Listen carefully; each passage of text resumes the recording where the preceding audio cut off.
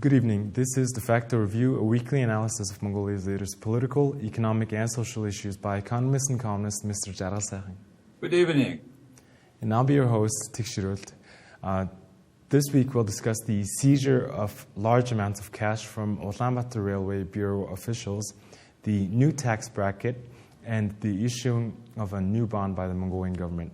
So this past week, one of the headlines that gathered a lot of attention was the deputy head of the Ulaanbaatar Railway Bureau Transport Organization Department was found in possession of 7.3 billion tugruks in yuan, euros, dollars, and in tugruk. And this official and other related officials had this money in their homes. And a lot of people are wondering how an employee of a public company or a state-owned company could have this much, this much money, just this much cash lying around. So what is your take on this issue? Well, you're right. Everybody's surprised. 7.4 billion MNT, out of which 1.6 million US dollar in just in the houses. This man and his wife got recently several luxury houses, and there's so much money. So certainly this money is coming from something wrong. According to the rumor, it says, because it's, whether he is criminal or it's a criminal case or not, it is a matter of court decisions. So far, the allegation is that the person who is organizing the whole, we call it echelon or artery, of consisting 50 wagons of railway, and every day some 15 to 16 the echelon goes through the border with China. We should note that they have different gauges of railways. One is wider, the other is narrower, and it is shifting the whole wagons to the other tracks, to other gauge, is very hard work, and only the capacity of Ireg, almost 95% of our trade line, port, we call, is going through this border, Ireng and Samingwood. Only around 15 echelons goes, and the capacity is so small, and 6 of them, around 5 or 6 echelons are for transit cargoes. So the remaining are to, by the decision of this man, distributed, and there are so many demand, in particular from coal exporting companies to export their coal to China. If they will stay in line, it will take months to go.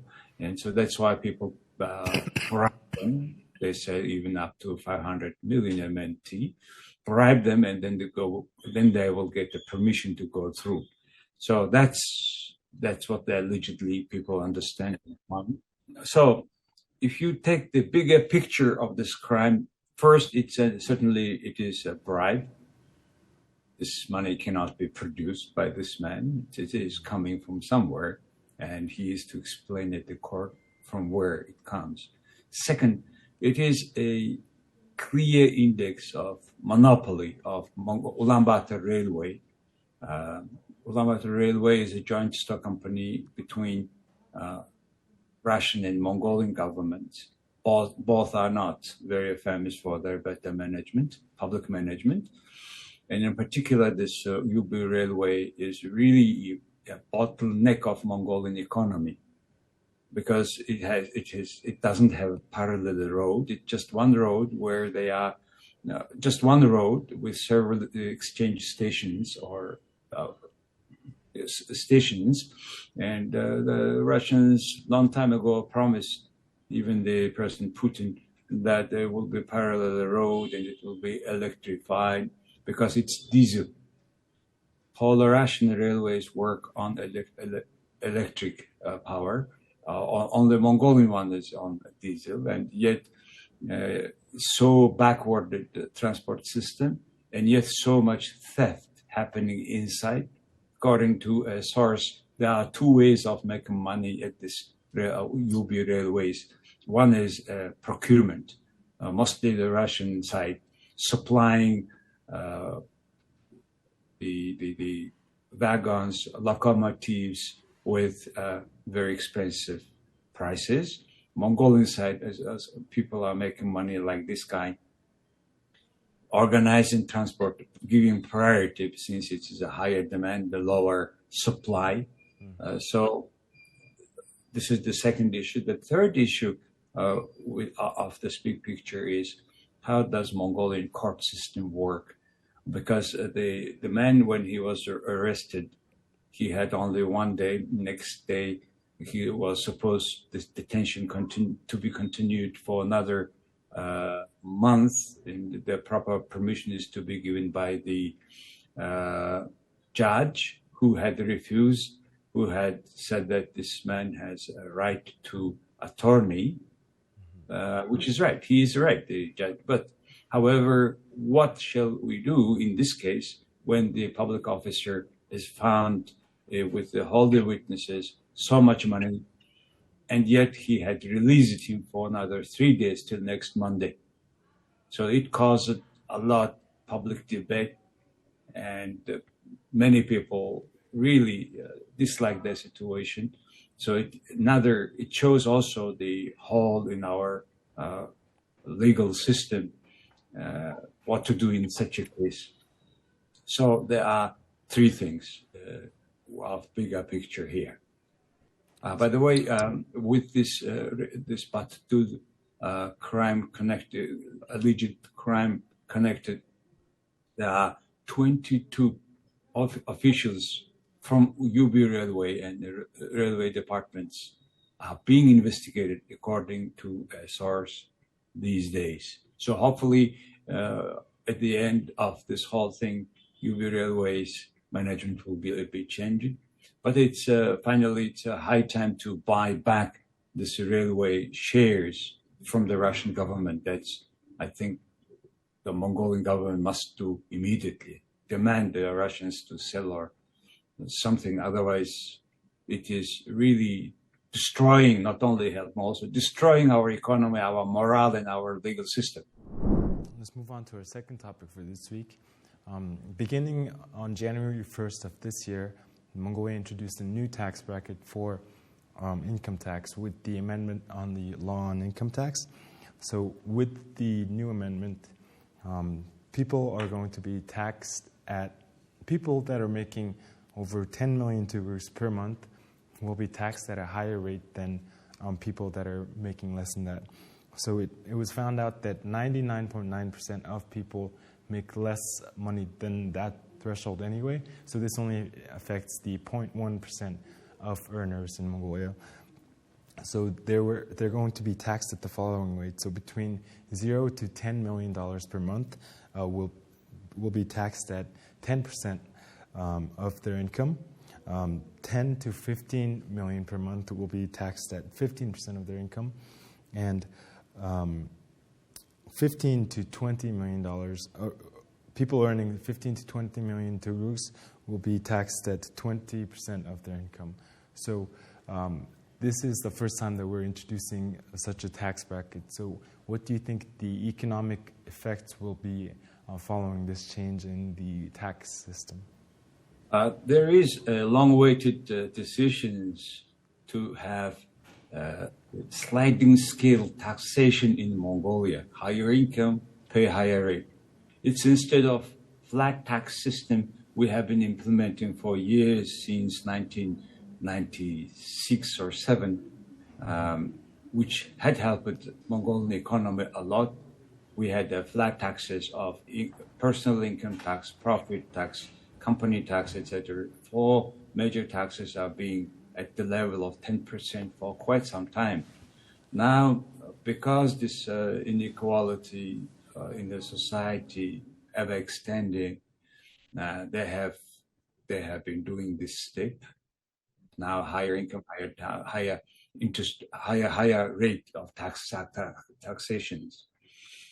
At the recent conference on political, economic, and legal solutions to current problems of Mongolia, Prime Minister had been mentioning several interesting facts. He said that during the last 30 years, we have reached a lot positive achievements, but there are negative too. One of them is inequality and justice increasing in Mongolia. He said that 2.7% of the citizens have only salary over 3.5 million MNT per month. Less than 3% of people have 3.5 million salary. It's around $1,000 at the current rate. But 67% has a salary less than 1 million. It's around 300 some US dollar. The other thing is, interesting fact, he said that 75% of total savings in the country are owned by only 3% of saving account holders. So these two facts show clearly very much inequality of income in the country. Because of that, they are changing now the flat tax system, as you have mentioned. But it's good or not?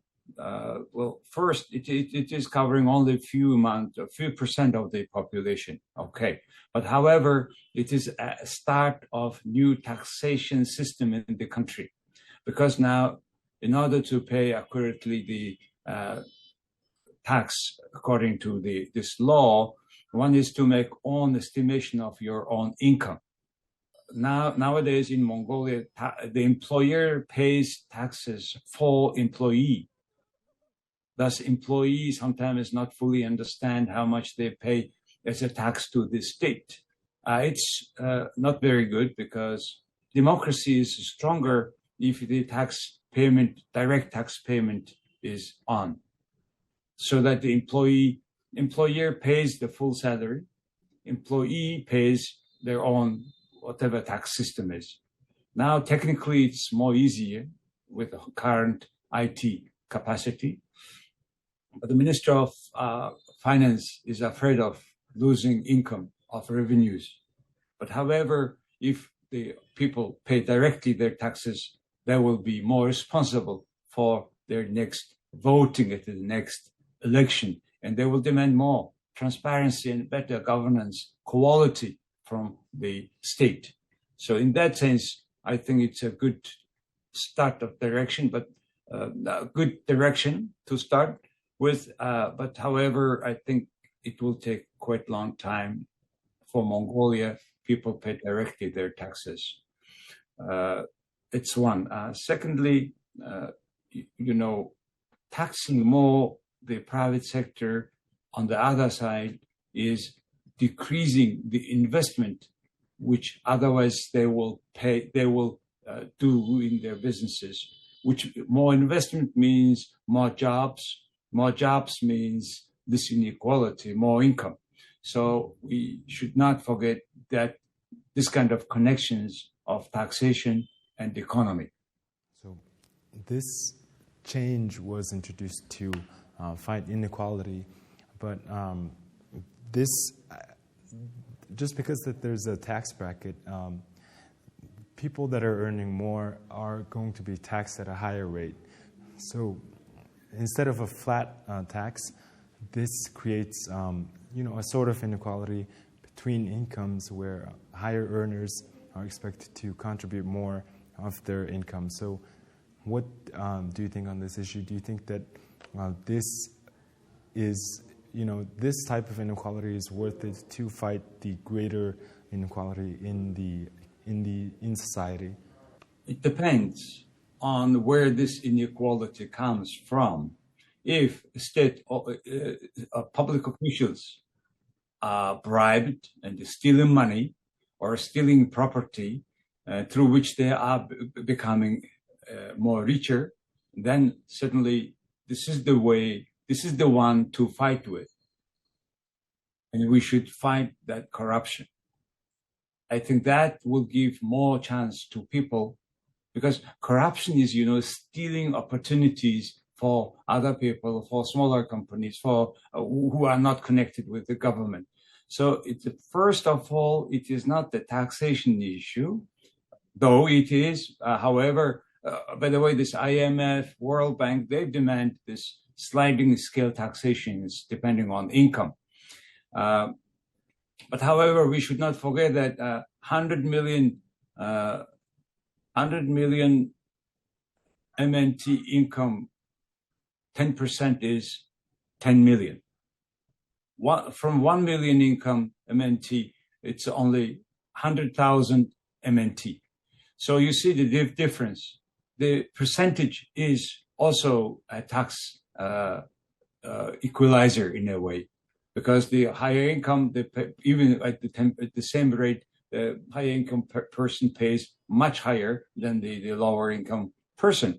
So it is not always a solution. Flat taxes are in many countries used, and it is good for the economy. It gives more easier accounting procedure of income. So it is questionable if the tax is the solution. But however, many countries also follow that sliding scale. But in case of Mongolia, the first thing to help us to decrease the inequality is corruption.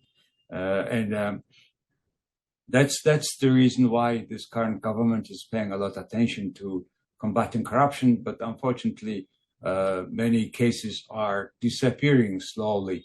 And many people, for example, the developing bank cases, some 20 persons are arrested, detained, and now after a few months, none of them are still no one is in prison, but the cases are still not solved. So this is the current true face of our legal system in the country. Let's move on to our third topic for this week. We've recently finished paying off the Chinggis bond after quite some time, and this year Mongolia is scheduled to pay back the Kirige bond, which was worth $800 million, and next year we're supposed to pay the Horolte bond for $600 million US dollars. And to pay back these two bonds, the government is opting to refinance it through raising of another bond. So the Mongolian government issued a new bond for $650 million US dollars for the international market, and they were expecting to release this bond for 11 to 12%. 138 investors opted to pay $4 billion US dollars for this bond. So the interest rate went down to 8.65%. So we've talked about the Chinggis bond when it was first paid, and so technically we're paying this debt with another debt. So do you think that this is the only way to go forward, or is there another way to pay back the prior loans through another method? 10 years ago, Mongolian government had issued first international bond on the international market, and they called that bond somehow Chinggis Khan bond. And I'm surprised why they would call on debt with the name of the great Khan.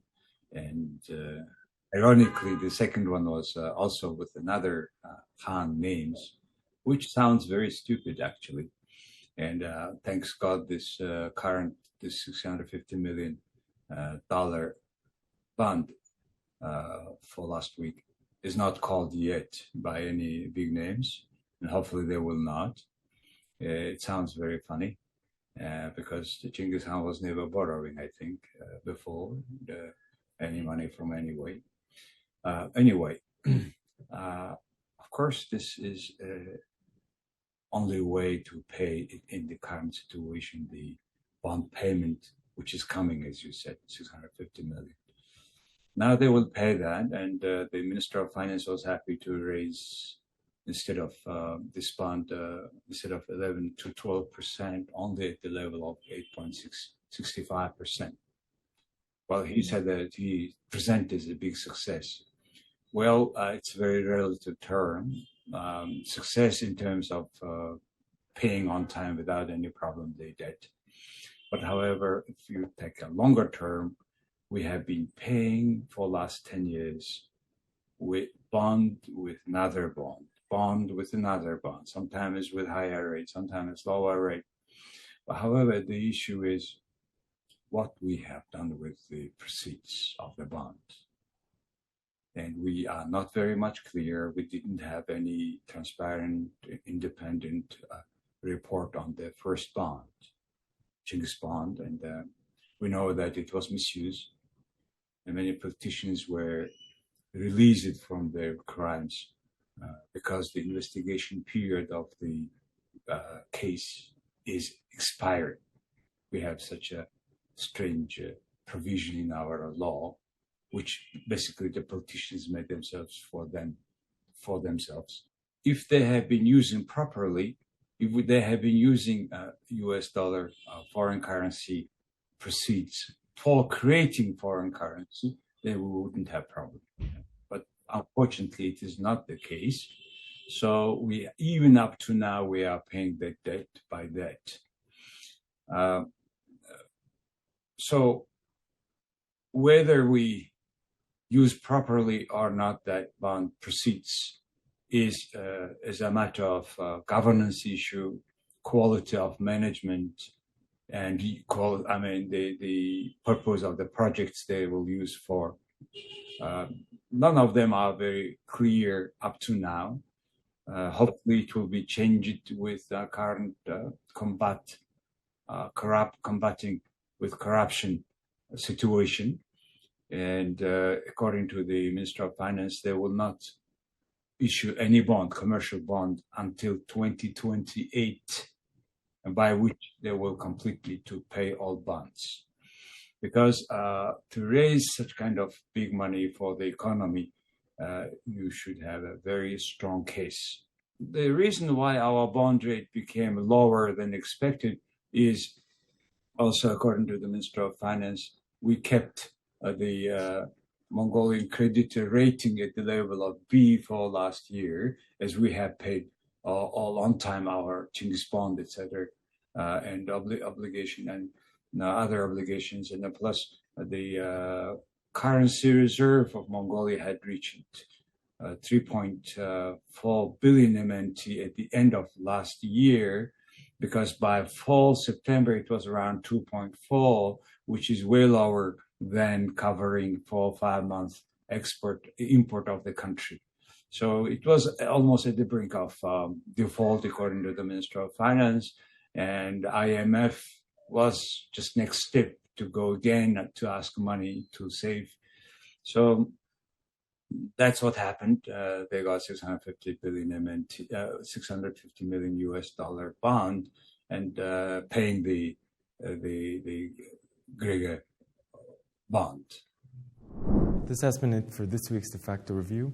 Thank you for joining us for this week's 3 most important topics covering politics, the economy, and society in Mongolia.